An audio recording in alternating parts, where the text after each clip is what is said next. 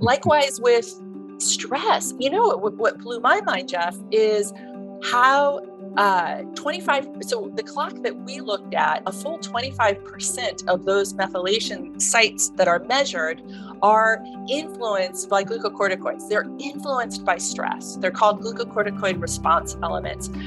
If that doesn't cause us to want to tune out and meditate or really think about the stress influence on our life as being pro-aging, I don't know what does. I mean, that was very profound.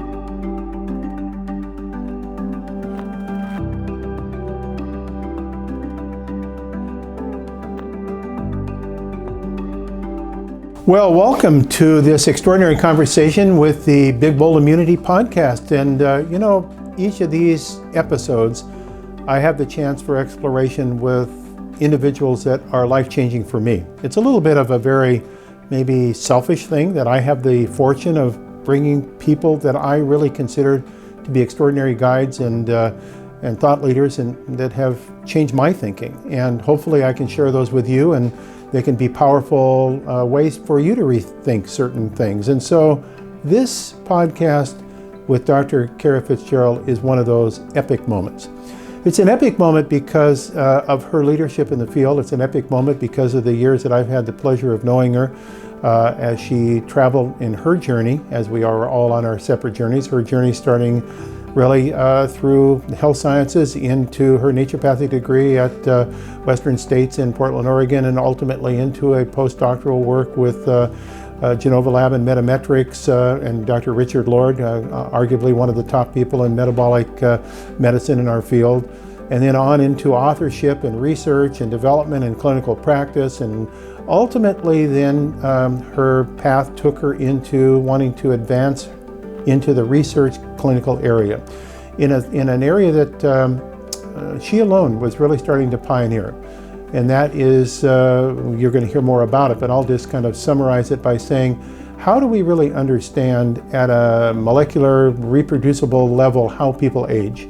And how does that relate to biological function of those individuals, so that there's a difference between the age they have in birthdays and the age of their biological system, which we call biological age? And how would we quantify the difference? Most of us would like to think that our age in birthdays would be greater than the age of our biology. We'd like to be younger than that of which our birthdays would tell us. And Dr. Fitzgerald has been on that quest and that understanding through the principles of lifestyle medicine, functional medicine, integrative medicine, natural medicine, all of these concepts that we've heard about, but maybe they appear a little squishy. We don't have the quantification and the precision to really understand exactly how they all fit together. But she undertook this process and this thought process in a way that I would call expansive, courageous, probably against other people's recommendation, because they would say, oh, that's not going to work, it's way too problematic. But always look to the people who can do the impossible to see how you're going to carve out new ground. And that's what we see with Dr. Fitzgerald. So, Kara, welcome to the Big Immunity podcast, and thank you so much for both who you are, what you're doing, and for being present. So maybe we should just start with me giving you the opportunity to say a little bit about how your journey, now through your eyes and experience, have resulted in what now we're going to talk about. What an honor, and just thank you for that introduction. And God, it's so nuanced, and you getting it right down to some of the forces against us doing this study or challenging us in our study design and so forth. And if it wasn't for you, your constant sort of reassuring, calming voice of reason and unwavering faith in what we were doing, who knows if we would have buckled at some point, and because as benign as it seems at a glance, that we're researching a very safe diet and lifestyle intervention, it is. I can see in hindsight how radical it was. And I always want to, give credit where credit is due and thank, the foresight of Brent Eck, the CEO at Epigenetics, for being willing to, to grant us the unrestricted funding to answer this question, to embark in this journey. And I have deep, deep, deep gratitude.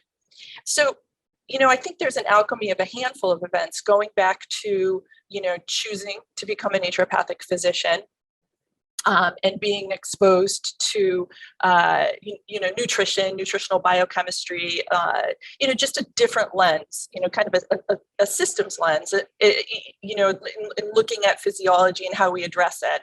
And concurrent to that, of course, becoming aware of your work and seeing you speak, because you're right there in the Pacific Northwest. So I had access to kind of steep in, what you were thinking about then. And of course, it's always rooted in nutritional biochemistry. And I was, enthralled with that and in thinking mechanistically about what it was we were doing and, in influencing physiology and pathways and so on and so forth. And so that catapulted me into being able to do this amazing postdoc in a lab, and continue to further that thinking.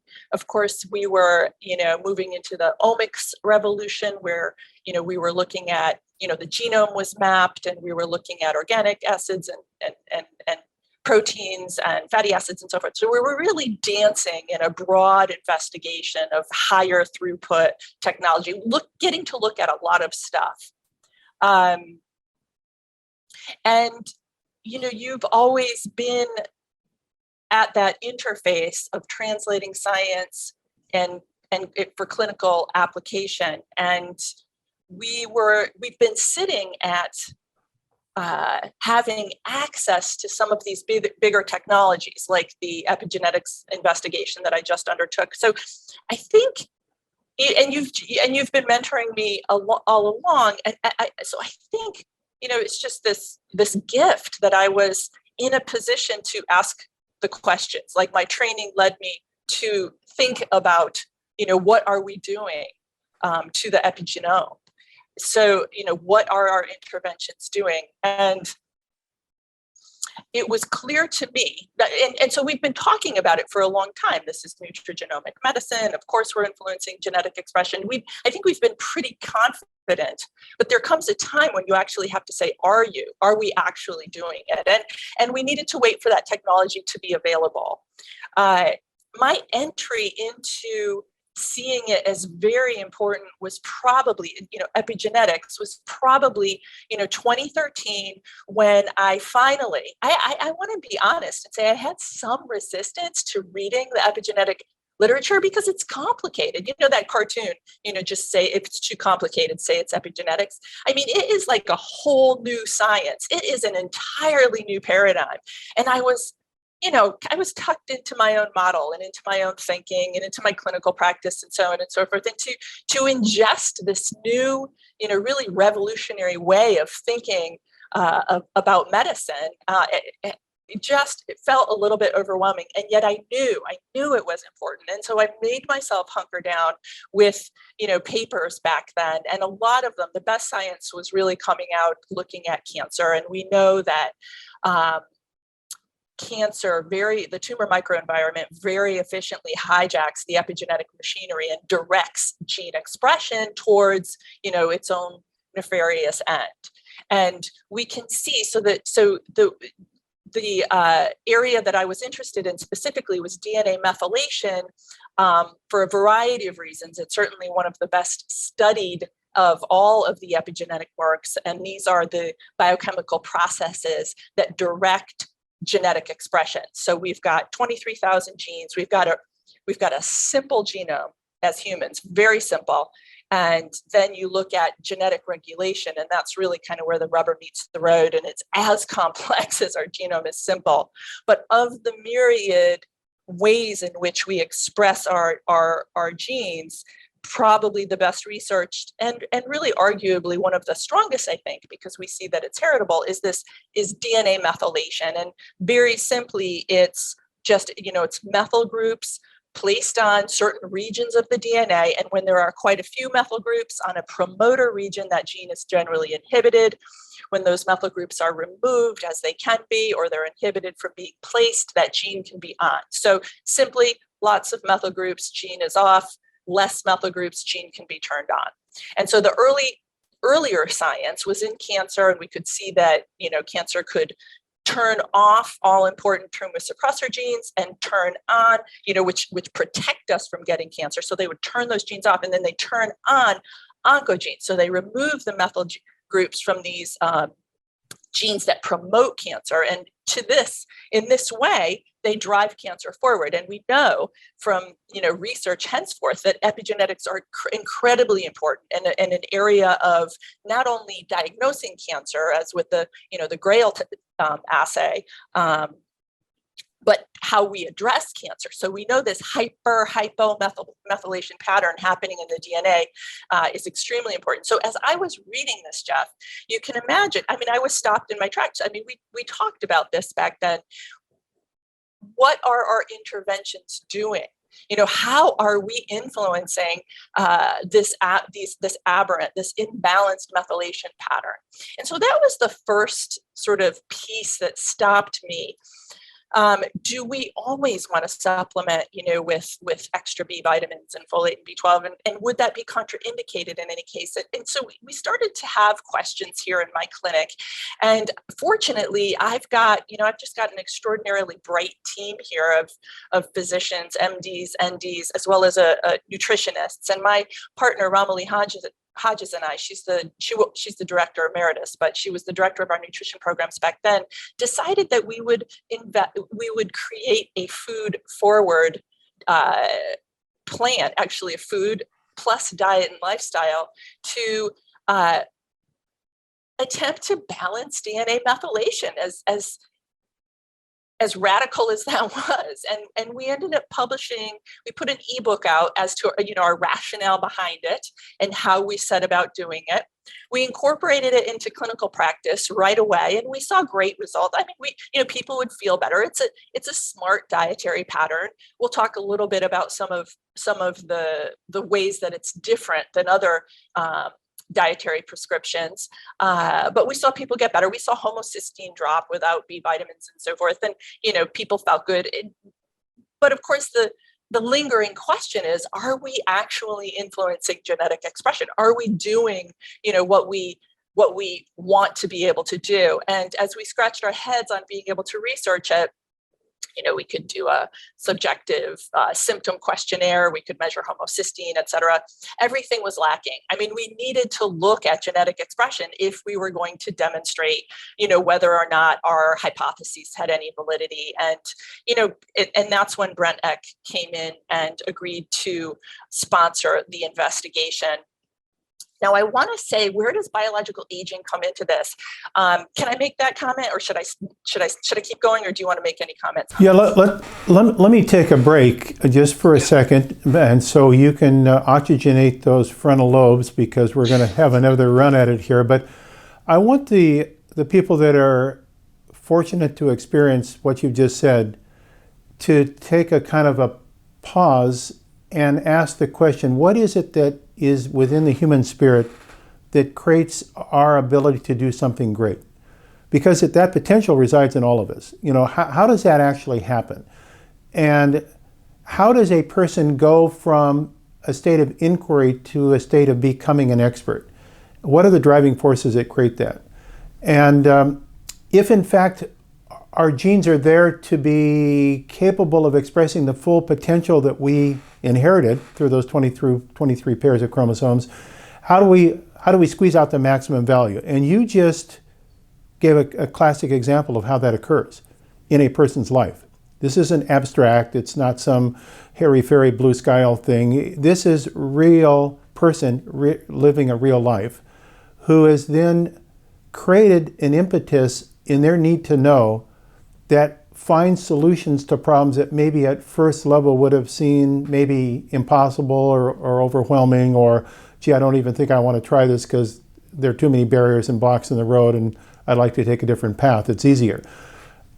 I don't believe that probably ever in this process that you just described, and the oratory eloquence in which you describe your own learning in ways that is deep and wide, that you ever really felt that there are insurmountable barriers to you learning this information and gaining some ability to ultimately help people, right? That was a driving force.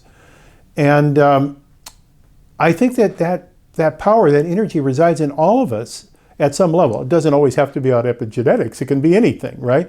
Anything a person then sees in their life as a need to know, that is so powerful that it goes to sleep with them, they awake with them. It becomes, as Salinger said in Franny and Zoe, with every beat of their heart. It becomes part of their being. And that is the Dr. Fitzgerald I've known and had the pleasure of knowing as I've watched you mature and develop your career, in that you've been a model, not just a model as a woman, but as a model as a person in our field that is establishing a tone of excellence in your pursuit. Because there's always the chance along the road that you'll end up in blind alleys. And then you have to find a way out of those blind alleys. It's a natural process through discovery that you're going to end up in places that you got to back out of and find a new place. And you've just described, it sounds like a smooth process. It was not a smooth process of your own education or the pursuit of your research or the ultimate oversight of how that was conducted and the final assembly of the data, and being the person to be a principal author on the first study ever published showing how nutrition and diet and lifestyle influences then the epigenetic aging of cells.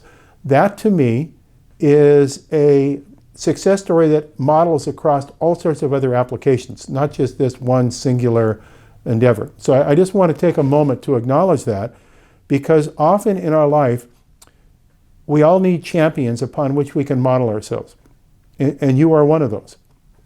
And your colleagues. I know you would say you didn't do this all by yourself, but someone has to lead the band, right? And you certainly have. So I just want to take a breath, oxygenate our neurons, and acknowledge that. Now, for those individuals who maybe got lost in a lot of the very, very eloquent and complicated discussion you just shared with us, there was a lot of density of material. It reminded me of Jeff Bland on steroids, the way you were describing that. That this concept of epigenetics, just to remind people, was resisted for years as a feature of importance in anything other than developmental embryos. And because it sounded a little bit like what we were saying is that a person could adapt to their environment, and adaptation to an environment was just stricken from all medical health sciences curriculum. It was all around natural selection, Darwinian natural selection. There was no such thing as adaptation. Now suddenly we have reintroduced the concept that there are these different tuning knobs. There's a coarse tuning knob that's genetic selection, and there's a fine tuning knob that's epigenetic modeling.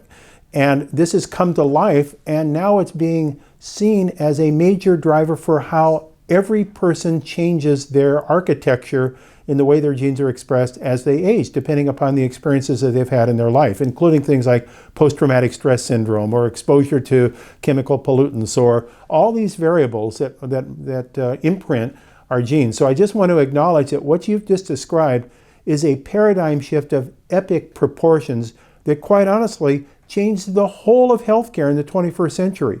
I authored an article on this not too long ago, saying that if we were to categorize all the discoveries that have been made over the last 100 years, this concept of epigenetic patterning through intervention by exposure to the environment is a major agent of change that will ultimately change all the way we see healthcare. So that's a pretty big deal, and you're right at the forefront of that. Now I'll turn it back over to you to talk about the study and this extraordinary work.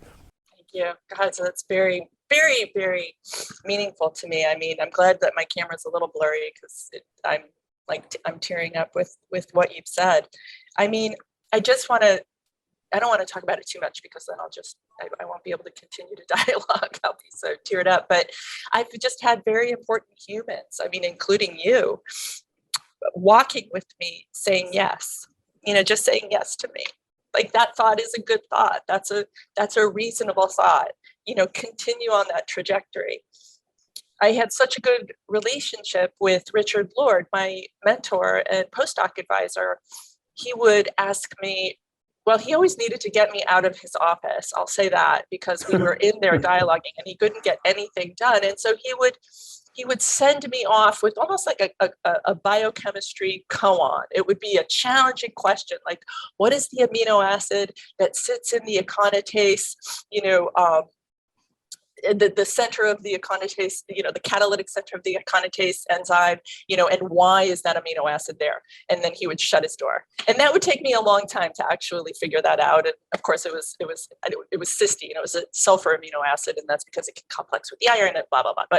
And I got it wrong. I actually said histidine, and I think that's why it's with me now as strongly as it is, because I got it wrong. But to have people in my universe who are bright, big thinkers encouraging me, consistently to continue to think. And the other thing that Richard told us often was to embrace the uncertainty. And so there's some value in that's one of the most sage pieces of advice I've gotten. If you can sit with the uncertainty, there's so much possibility in that. And perhaps that really informed my ability to move forward with this question. And the other thing he said to me that was, it's extremely important, and I continue to share that with the folks that I mentor, is that if you train your eyes, you will see, you'll see the way before you, but there's a lot of opportunity, but there's a lot of low-hanging fruit. We have access in our field still, where our field is not so big that you don't get to speak directly with or connect with big thinkers in our field.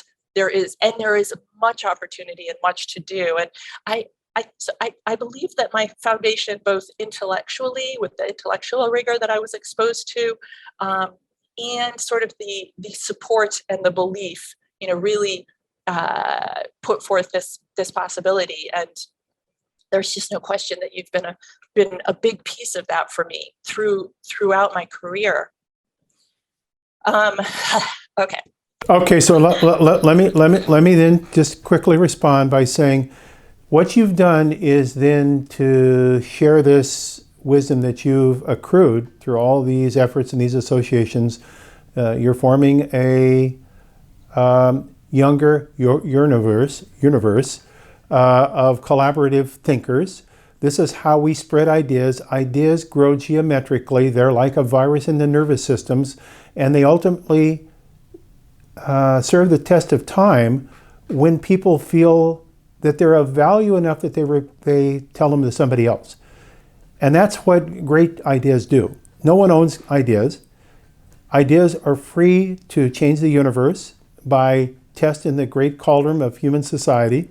And that's what you're doing. You're collecting together like minds to move forward this concept. And I want to say this concept is extraordinarily powerful, because if you believe that societies change on belief systems of the aggregate id, then what we can say about this is that if people believe that how they think, act, and behave marks their genes with messages that create their outcome as human beings, how they see their lives. Is it a happy life? Is it a fulfilled life? Is it a life of peace? Is it a life of grace? Or is it a life in terror, in fear, in harm, in hostility, in war?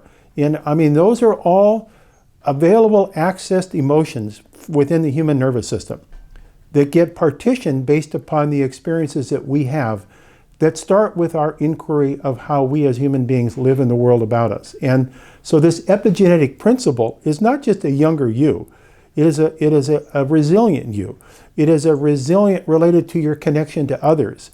It is a communication of, I can be better because my genes will serve me better if I treat them right. That is a powerful concept. And you're building that concept through the studies that you're doing at Basic Science.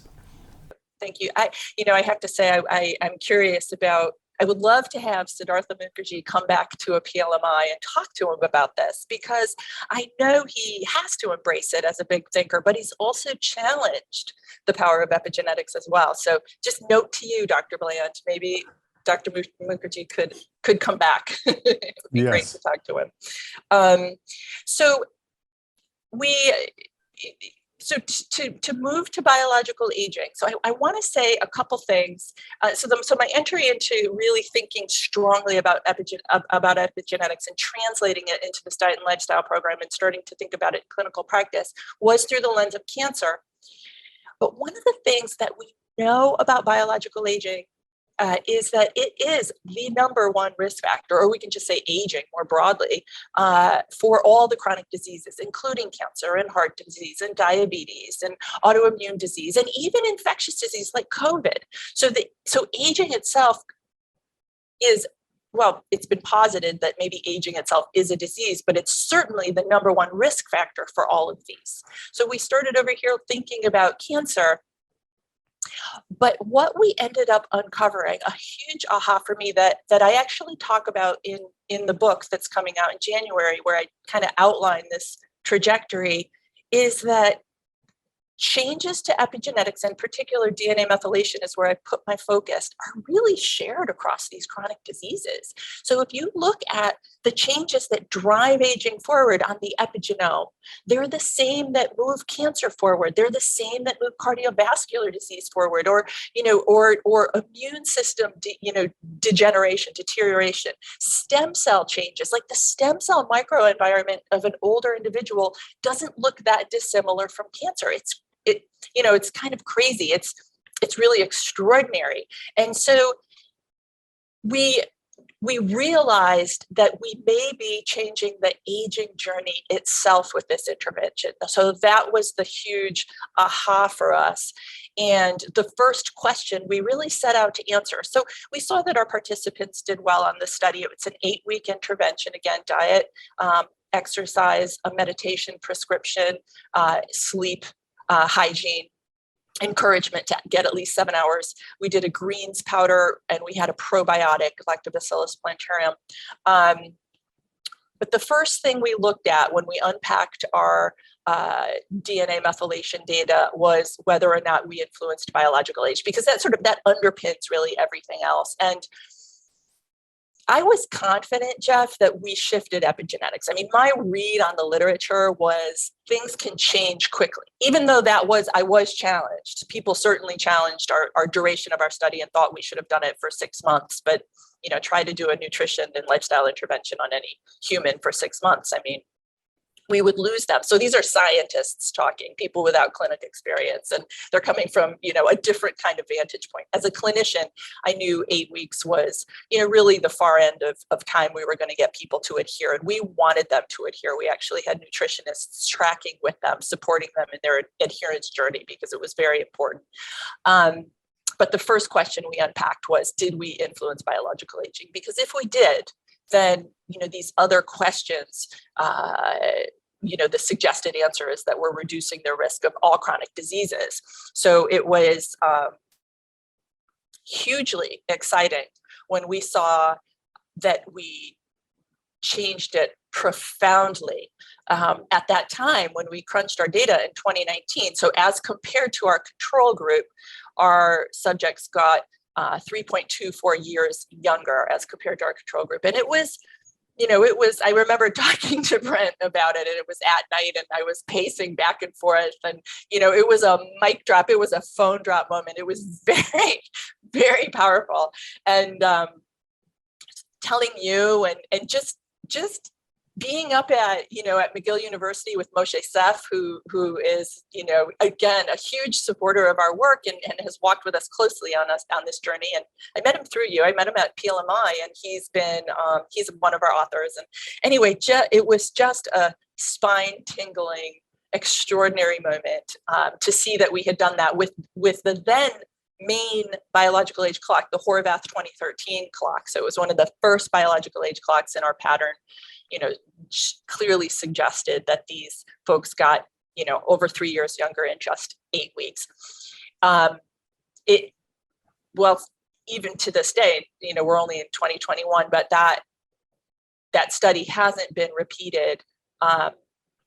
Nor have we really seen, our study had a control group, which is unique. I mean, this is a new field. And so we were first for a lot of things, but including having a randomized control trial. I just want to stop and see if you've got any comments before I continue.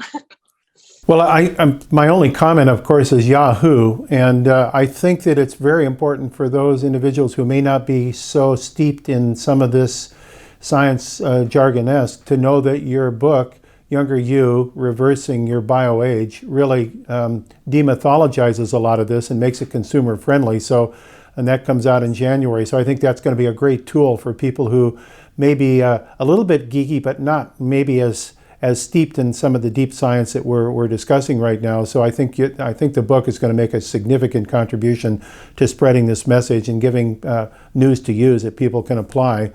The other thing that I think is really important is when you look at your diet construction, you might want to just comment on how you were designing the diet relative to certain foods that had certain principles that were at least implicated as having epigenetic influences. So Yes. I mean, we really kind of hedged our bets that if we design a diet to optimize DNA methylation expression, that we were getting to root cause. You know, in 2017, that wasn't quite as conclusive as it is now. So, but we knew that in general it was a healthy eating pattern, but we wanted to load it up with nutrients that help with DNA methylation. So they're methyl donor nutrients. These are nutrients like leafy greens, seeds, pumpkin seeds, sunflower seeds, sesame seeds, some nuts, betaine from beets. So beets are important. Choline helps in methylation, and that comes from eggs. So that's one of the reasons eggs are so good for us. And liver, the often maligned liver is a beautiful multivitamin, in a food matrix. Our read on the literature is delivering things in a food matrix, delivering these nutrients in a whole food matrix yields more bang for our buck for a variety of reasons, not just, because it's so safe to do this, but the synergistic interaction among nutrients just help transform their behavior in the body and their ability to influence genetic expression. And I know you'll have thoughts on that. So our diet was packed with these methyl donors to move methylation forward. But if you recall from my comment on cancer, we don't want to push methylation too far forward. There is hypermethylation that can be negative. And so we needed to be mindful about that. We want balanced methylation. And so preliminary research, again, at the time, a lot of it was in vitro. So in cell studies or animal studies, suggested that polyphenols, so the colors, the nutrients we find in fruits and vegetables. Good examples include curcumin and turmeric, or EGCG in green tea, or quercetin and rutin, and the beautiful packed polyphenols of Himalayan tartary buckwheat. I just am so excited to see what Himalayan tartary buckwheat actually does to the epigenome, because it's an extraordinary nutrient, really almost on par with what I just described liver to be. It's just so packed with so many important nutrients. But the research on these guys suggests that they maybe direct how methylation happens, that it's sort of happening on the right gene. And I'm extrapolating somewhat. In vitro research has shown that these beautiful polyphenols help turn on genes we want on. And in some cases, there's less research here, but help turn off genes we don't want on. But to keep expression going of those all-important tumor suppressor genes to protect us against cancer and so forth. We see polyphenols are very important here. And we know from their time immemorial use, curcumin and green tea, for example, that they are all important anti-cancer molecules. And it probably has to do, I would say, in significant part with their ability to help regulate genetic expression. So we wanted our diet absolutely drenched as much as possible in these all-important polyphenol compounds. And to that end, our participants had at least 7 cups of fruits and veggies a day, with extra for bonus points if they wanted them. And then additionally, And additionally, we gave them the greens powder. So and let me make one comment. So in our data, it does suggest that we found that, because our participants got biologically younger as measured by DNA methylation, it looks like there was a rearrangement of how methylation was happening towards a more favorable pattern. So we didn't push net methylation higher on the genome. We rearranged it. And I would argue that, that suggests exactly what we speculated. Well, I think that you said so many things there that are just like, wow, we could go on a riff here playing in B flat for many, many bars, because there is a tremendous amount of density in what you said. But one that I want to stop for a moment, because I think that, and this is a shame on me, so I'm acknowledging a mea culpa here, that 10 or so years ago, when we first started really talking about methylation as a process that regulated gene expression, I was a pretty strong believer that this process was regulated principally through the folate methyltransferase pathways, and that the regulation points, the pinch points, could be related to factors that influence directly the metabolism through the folate cycle into the principal methylating downstream component of that network. And I do believe that's still important, so I don't want to discount that and throw the baby out with the bathwater. But I think what you've said is really the frontier of what we have learned over those last 10 years. And that is, upstream to that are the regulators that maybe these specific polyphenols have based on their structure-function relationships with certain cell signaling processes that regulate the gene expression or the activity of enzymes that are involved with the architecture of where methyl groups are to be put. And so it's really who organizes how methylation is going to occur, and then do we have the available methyls to go where you need them to go. So it's a combination of those two factors. And then we add to that, of course, the discoveries that are now with the microbiome, where we say, but when we eat stuff, that stuff doesn't go directly into our bloodstream. It has an effect by its metabolic influence by gut microbes that then influence our gut immune system, that then influence factors related to it. And so it's a much more complex orchestrated web. And that's why what you said about food-based delivery systems versus one nutrient at a time, because it's an orchestral process. It's not like the best first violinists playing by themselves. So I really, there's so many takeaways from your study. And I know you've read that, because I've had the privilege of reading a preprint version of your book. You've really discussed this beautifully in the new book coming out the first of the year. So all of this is made user-friendly in a way that we start accessing this extraordinary new science that you're discovering. Thank you. It's so exciting. And I want to say, so you and I have dialogued about, say, the New Age trial. There are studies looking at nutrition, and they're very, very important, looking at and how how nutrition influences the epigenome. And it is favorable. The volume is not quite as turned up as we saw with our study. So using a Mediterranean eating pattern is favorable on epigenetic expression. It seems pretty unequivocal at this point, and I'm sure we'll have more and more research as time moves on.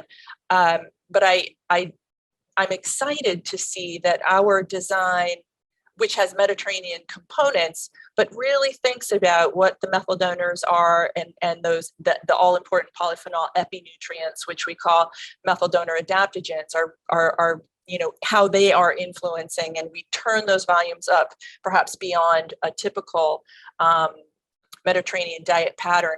I also want to throw one other thing out there, because I'm with you in being very educated on the methylation cycle and the folate vitamer cycle, and thinking there. I think it's been a little bit myopic, and we are blowing out.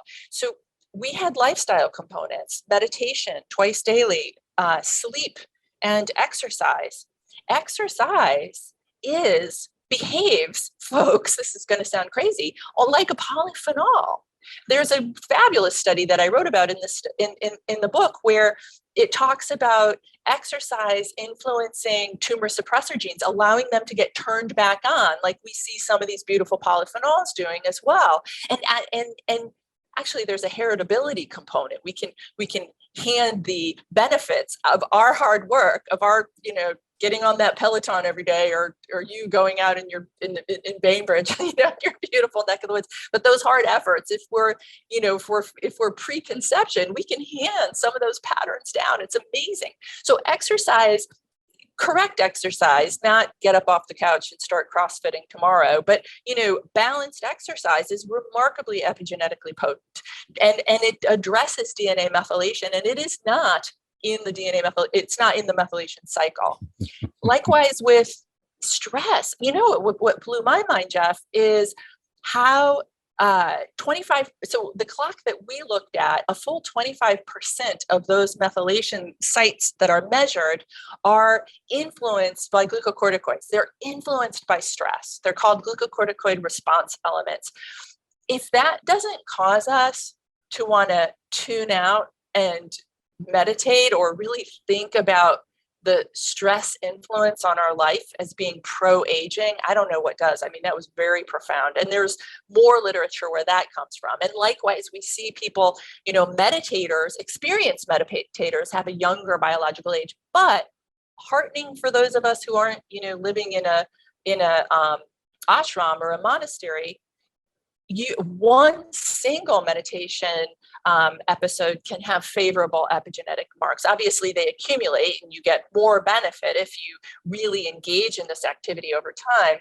And the same with sleep. We see insomnia as being very pro-aging, and likewise better sleep as being balancing. So we brought in all of these because we wanted to hedge our bets, we knew they were important for a variety of reasons, but our read on the literature in terms of epigenetic expression was, clear that they're very important. So obviously, you have left us with a trail of extraordinary ideas for which we could now spend hours, at least hours, probably days, to really fully describe and explicate. But I think we want to titillate our viewers and give them the opportunity to go to your book, Younger You, Reversing Your Bio-Age. And I think there's an acknowledgement I want to make, which I have not acknowledged until this moment, but I think it's the appropriate time. The whole reason that I came out of kind of, what I want to say, a period where I was more serving in mentorship and from an educational model and listening to what you were doing and how you were doing it, and then happening on to this Himalayan Tartary buckwheat story, it was because of you and your work that I said, I need to really get involved with Himalayan Tartary buckwheat regenerative agriculture. I need to bring this crop back in America. It was really the motivation of your work that stimulated me to now become a gentleman farmer, and our farms in upstate New York and all this whole process that we're now resurrecting this crop that has been lost since colonial America, that has probably the highest level of these immune active epigenetic modulators of any single fruit seed that is available. So I just want to thank you, because it set me on a whole nother journey to interface in this latter phase of my career what we might be able to give back to the system. So that's how we build our community, right? So thank you. And to all of the listeners of this, you've just been graced with one of the most extraordinary forces of nature, Dr. Kara Fitzgerald. And if this is a model for all of us, how to pursue our dreams and to stay at task and to collect the right people around us to make our dreams become reality, then you miss the intention and the outcome of this extraordinary podcast. So thank you, Dr. Fitzgerald, for all that you've done.